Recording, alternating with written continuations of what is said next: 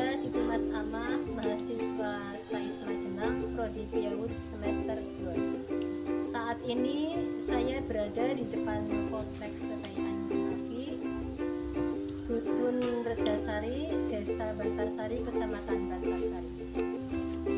Saya akan melakukan wawancara kepada beliau, pengasuh PPI Nurun Nafi, seputar Islam Nusantara. Yuk langsung saja kita temui beliau.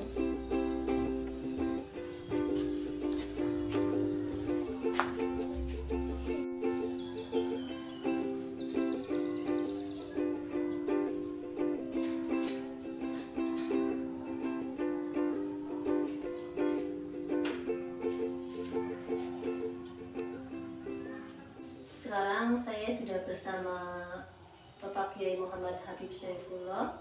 Beliau adalah pengasuh PPI Nurun Nafi sekaligus dai muda yang aktif berdakwah.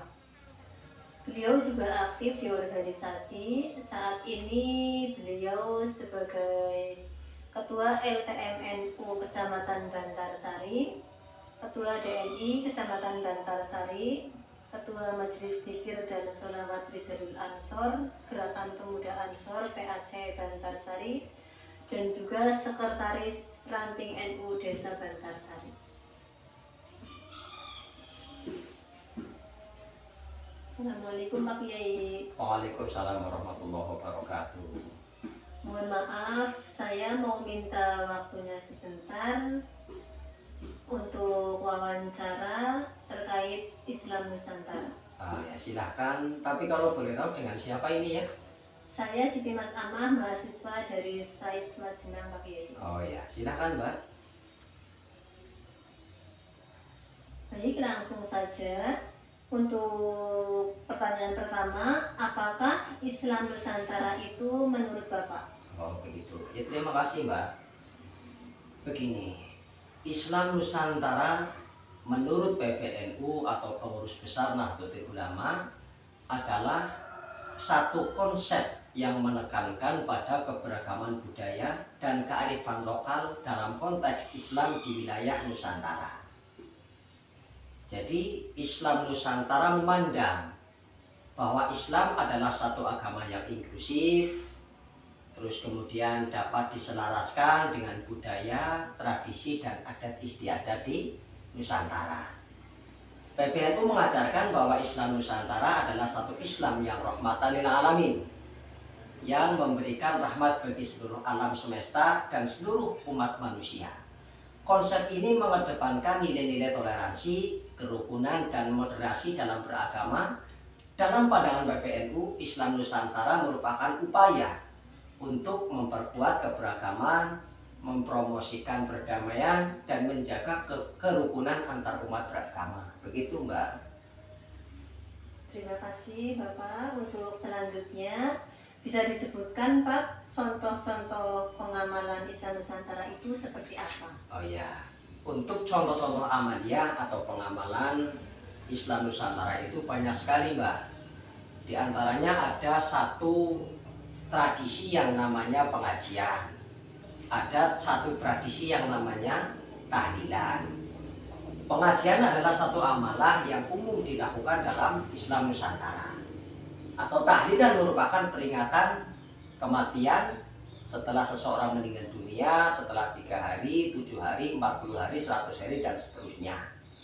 Jadi itu dilakukan oleh keluarga atau para tetangga sebagai satu upaya memberikan dukungan secara moral, terus kemudian memberikan juga rasa nyaman dan ketenangan, serta membuat kenyamanan bagi orang yang ditinggalkan, yang tadinya adalah merupakan satu tradisi Jawa, kemudian diadopsi dengan nilai-nilai ajaran agama Islam, sehingga tradisinya tetap hidup tapi isinya adalah isi dari ajaran agama Islam. Begitu Mbak, salah satu contohnya.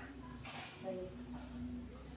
Untuk selanjutnya, kemudian dari mana atau siapa sebenarnya yang mempopulerkan istilah Islam Nusantara?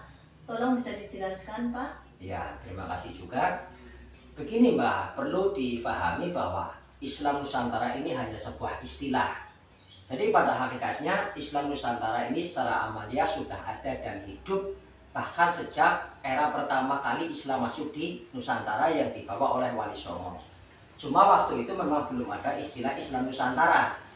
Kemudian pada sekitar tahun 2015 ketika Muktamar NU di Jombang, ada satu badan yang namanya Sidang Tanwir yang di situ mereka para ulama ini berkumpul dan membentuk satu konsep yang kemudian dipopulerkan menjadi konsep Islam Nusantara. Jadi saya perlu garis bawahi, ini bukan sebuah aliran baru dalam Islam.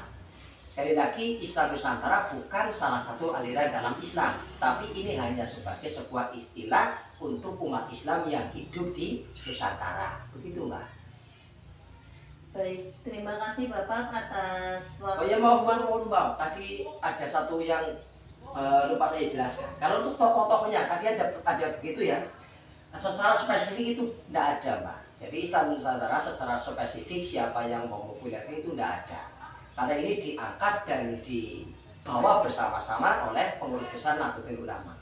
Kalau kita sebut contoh ya adalah yang namanya Kiai Haji Abdurrahman Wahid, ada Kiai Haji Hasyim Musyadi, ada Kiai Haji Said Abdul Hiroj, dan banyak sekali ulama-ulama di NU yang mereka secara bersama-sama mengusung dan mempopulerkan istilah Islam Nusantara. Gitu, Mbak. Baik, terima kasih Bapak atas waktu dan ilmunya. Semoga Bapak selalu diberi kesehatan oleh Allah Subhanahu wa Ta'ala. Amin, amin, amin. Demikian wawancara kita di kesempatan kali ini. Semoga ilmu yang kita dapatkan dari beliau bermanfaat bagi kita semua. Sampai jumpa di lain waktu. Saya akhiri. Wallahu arju ayyakuna nafi'an. Assalamualaikum warahmatullahi wabarakatuh. Waalaikumsalam warahmatullahi wabarakatuh.